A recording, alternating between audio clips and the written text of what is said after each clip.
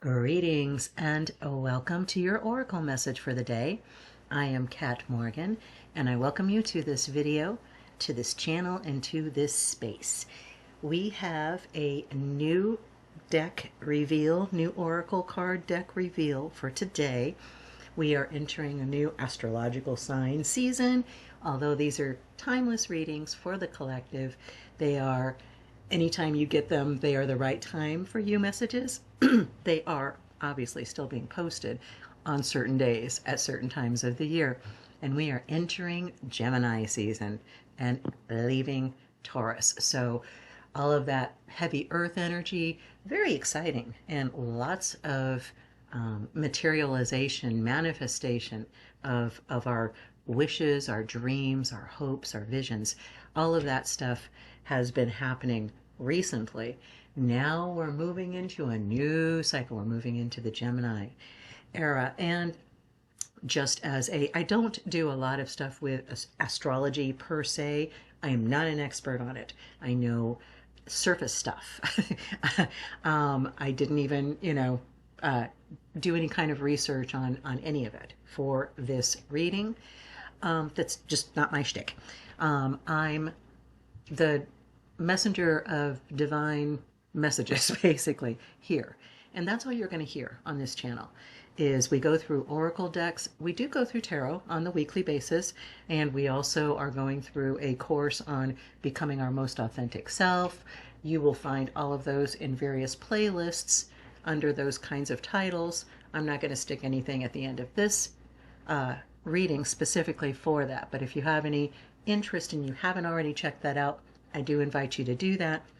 If you feel so inclined to like and or subscribe to the channel, I don't get any money for it. This will never be a monetized channel.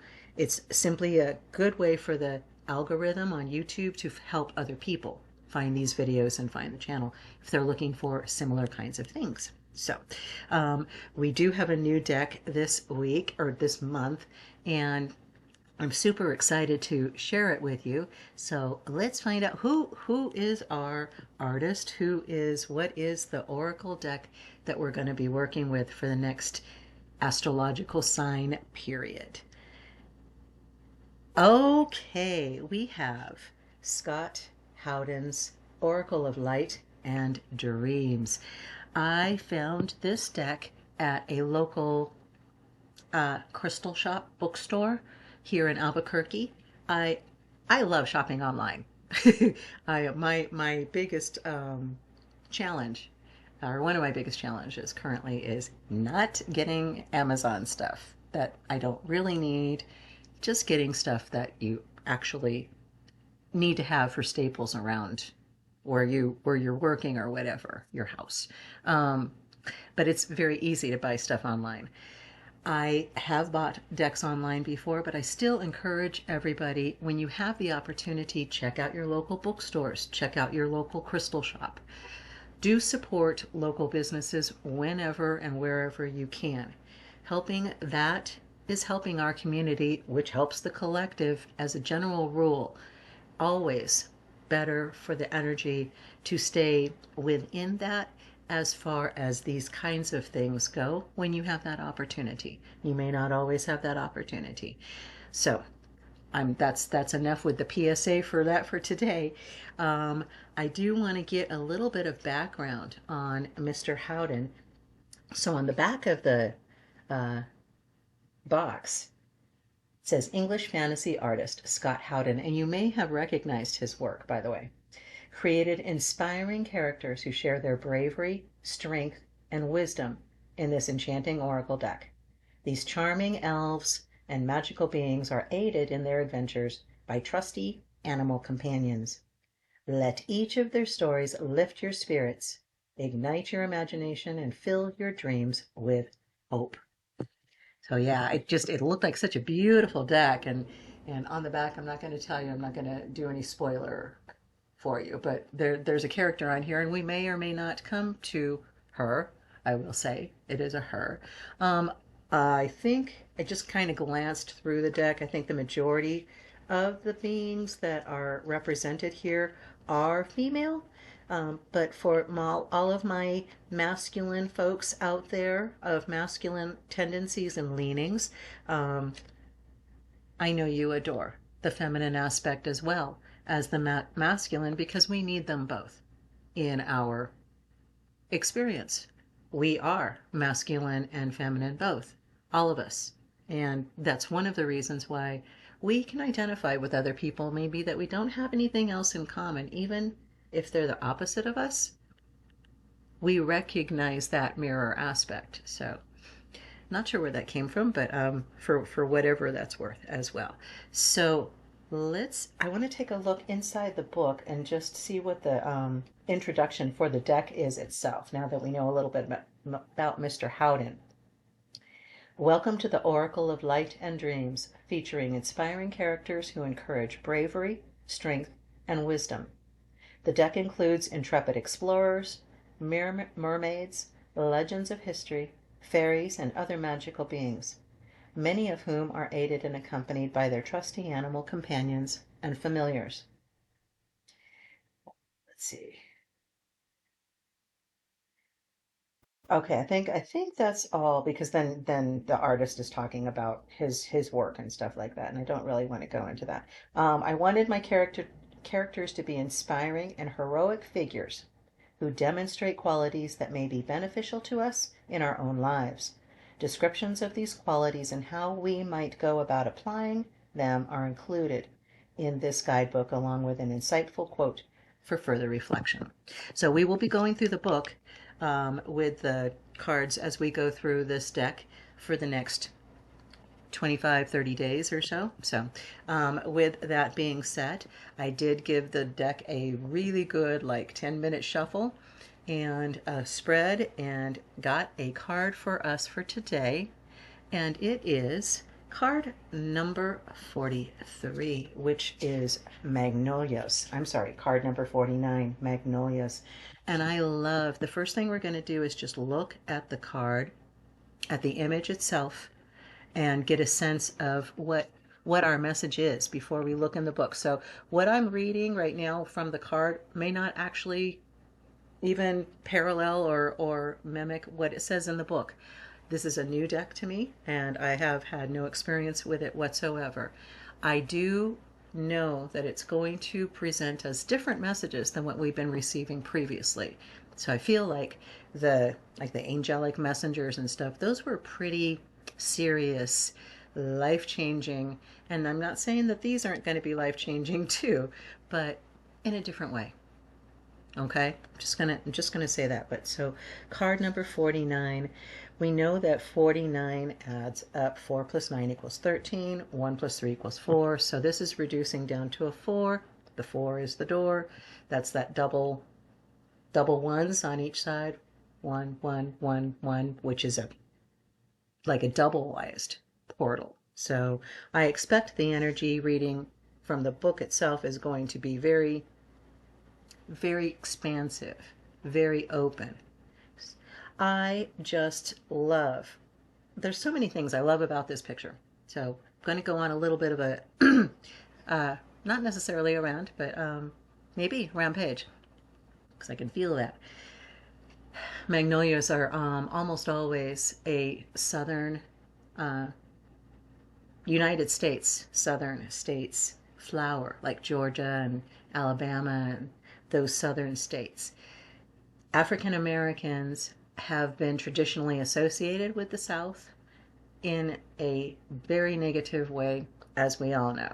The South in iconography represents like slavery and all of that. I love that he chose a African American woman for this image. She is so beautiful.